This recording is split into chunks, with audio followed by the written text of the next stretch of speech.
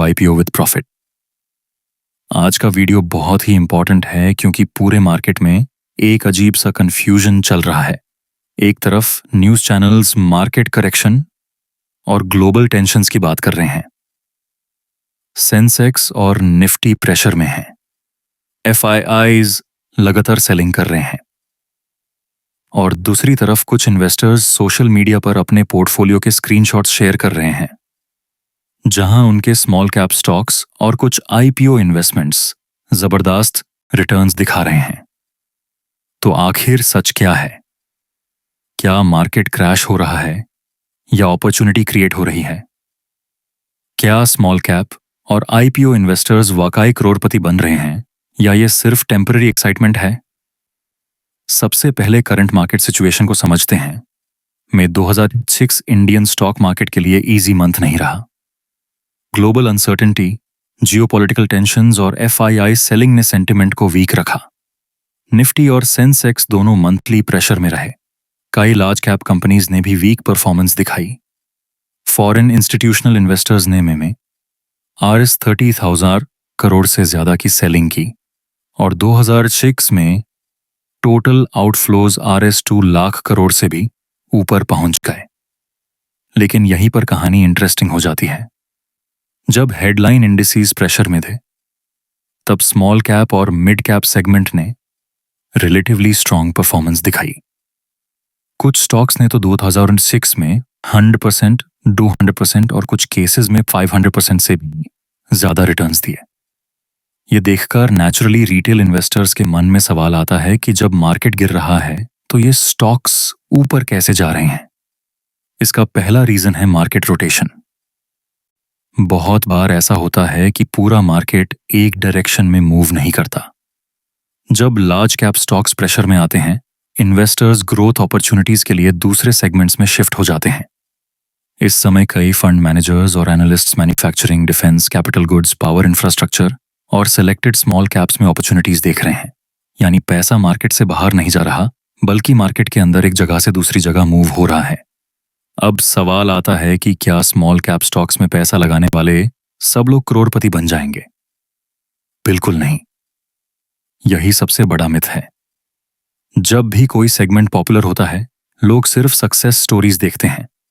Social media पर आपको वही इन्वेस्टर्स नजर आएंगे जिन्होंने 200% या 300% रिटर्न कमाया है, लेकिन आपको वो लोग नहीं दिखेंगे जिन्होंने रॉन्ग स्टॉक चूज किया और पैसा लूज कर दिया। स्मॉल कैप सेगमेंट में अपॉर्चुनिटी भी ज्यादा होती है और रिस्क भी ज्यादा होता है, इसीलिए स्टॉक सिलेक्शन बहुत इंपॉर्टेंट हो जाता है। अब आईपीओ मार्केट की बात करते हैं।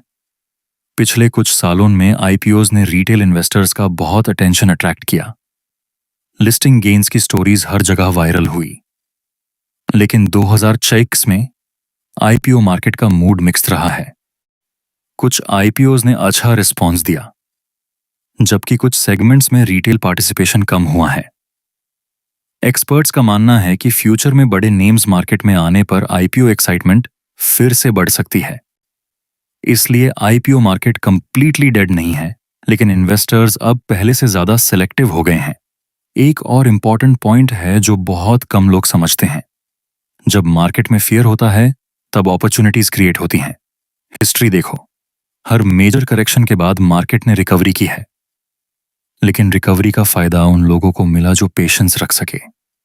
आज भी मार्केट में कई इन्वेस्टर्स सिर्फ हेडलाइंस देखकर पैनिक कर रहे हैं, लेकिन professional investors earnings growth, valuation और लॉन्ग टर्म ट्रेंड्स को देख रहे हैं।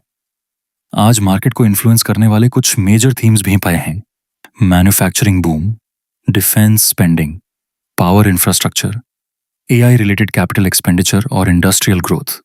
कई इंस्टीट्यूशनल इन्वेस्टर्स का फोकस इन स्ट्रक्चरल थीम्स पर है।